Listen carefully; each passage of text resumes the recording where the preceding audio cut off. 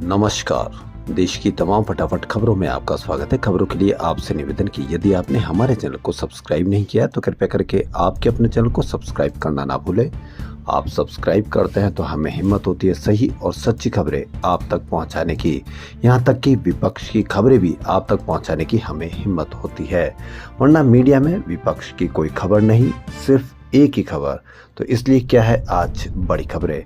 कांग्रेस नेता राहुल गांधी ने आज कहा कि केरल में पार्टी के नेता आगामी उद्देश्यों के मद्देनजर एकजुट है।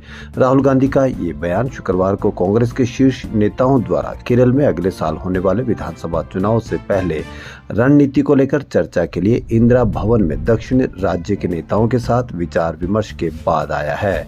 बैठक के बाद केरल के नेताओं द्वारा मीडिया को दी गई जानकारी की तस्वीर पोस्ट करते हुए गांधी ने लिखा कि वे एक साथ खड़े हैं, आगे के उद्देश्यों के मद्देनजर एकजुट है।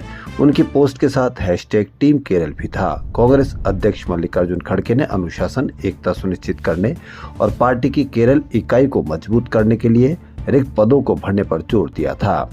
खड़गे और पूर्व अध्यक्ष राहुल गांधी के साथ पार्टी के संगठन महासचिव के.सी. वेणुगोपाल, महासचिव और वायनाड से लोकसभा सदस्य प्रियंका गांधी वाड्रा, प्रदेश प्रभारी दीपा दास मुंशी, प्रदेश कांग्रेस कमेटी के अध्यक्ष के सुधाकरन, लोकसभा सदस्य शशि थरूर और प्रदेश के कई अन्य वरिष्ठ नेता बैठक में शामिल थे। वहीं मुंबई की एक स्पेशल एंटी करप्शन कोर्ट ने सेबी की पूर्व चेयरपर्सन माधवी बुरीबुच के खिलाफ एफआईआर दर्ज करने के आदेश दिए हैं।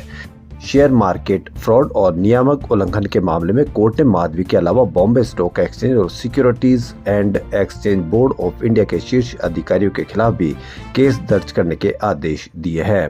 ये आदेश स्पेशल जज S.E. बांगर ने ठाणे बेस्ड जर्नलिस्ट सपन श्रीवास्तव की ओर से दायर याचिका पर दिए।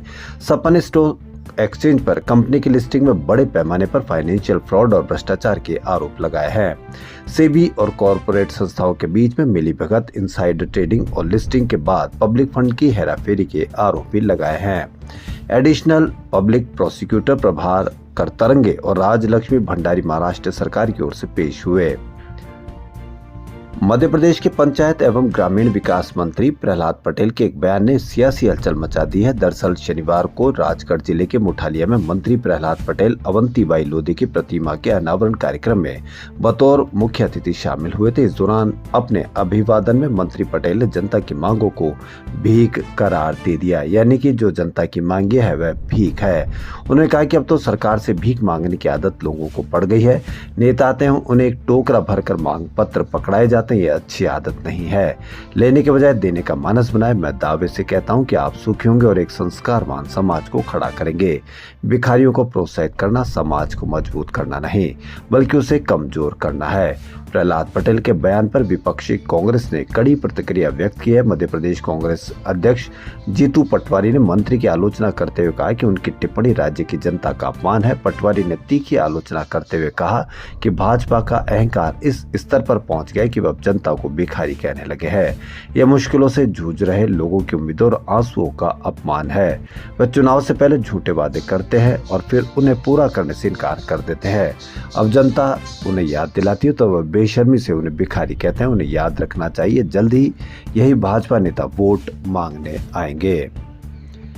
चैंपियंस ट्रॉफी में न्यूजीलैंड भारत के खिलाफ 250 रन का टारगेट चेज कर रही है। टीम ने अपना पहला विकेट गंवा दिया। 14 ओवर के बाद न्यूजीलैंड की टीम का स्कोर 53.2 था जब हमने ये रिकॉर्डिंग की। केन विलियमसन और टेरिल मिचेल क्रीज पर है। विलियम 22 रन बनाकर आउट हुए और उन्हें वरुण चक्रवर्ती ने बोल्ड किया। सचिन रविंद्र को हार्दिक पांड्या ने अक्षर पटेल के हाथों कैच कराया। दुबई इंटरनेशनल स्टेडियम में न्यूजीलैंड ने टॉस जीतकर गेंदबाजी चुनी। भारतीय टीम 50 ओवर में 8 विकेट पर 249 रन ही बना सकी। श्रेयस अय्यर ने 79 रन बनाए।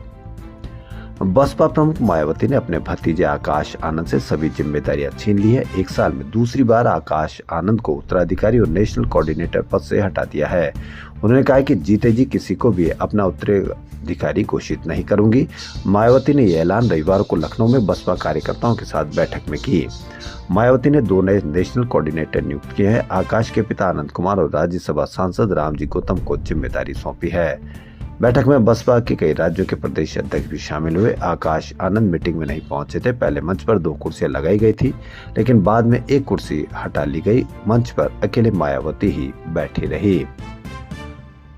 पश्चिम बंगाल में अगले साल विधानसभा चुनाव होने। प्रदेश में विधानसभा चुनाव से पहले वोटर लिस्ट में गड़बड़ी को लेकर सियासत तेज हो गई है। सीएम ममता बनर्जी ने बीजेपी पर मतदाता सूची में धांधली करने का आरोप लगाया था।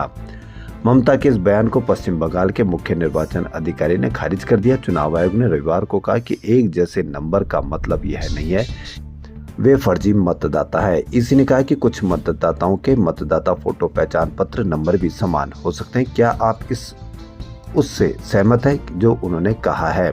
लेकिन जनसांख्यिकी विवरण, मतदान केंद्र और विधानसभा क्षेत्र सहित अन्य विवरण अलग अलग है। बता दें कि पिछले दिनों पश्चिम बंगाल की सीएम ममता बनर्जी ने बीजेपी पर मतदाता सूची में धांधली करने का आरोप लगाया था। उन्होंने कहा था कि बीजेपी नेताओं ने पश्चिम बंगाल के हर जिले में फर्जी मतदाता जोड़े हैं। सीएम ने कहा था कि इसका इस्तेमाल उन्होंने दिल्ली और महाराष्ट्र के चुनाव जीतने में किया था। विपक्ष महाराष्ट्र में इन तथ्यों का पता नहीं लगा सका। चुनाव आयोग के आश्वासन से बीजेपी वोटर लिस्ट में धांधली कर रही है। खबरों में फिलहाल इतना ही। यदि आपको हमारा चैनल पसंद आए तो लाइक, सब्सक्राइब और शेयर अवश्य करें। धन्यवाद।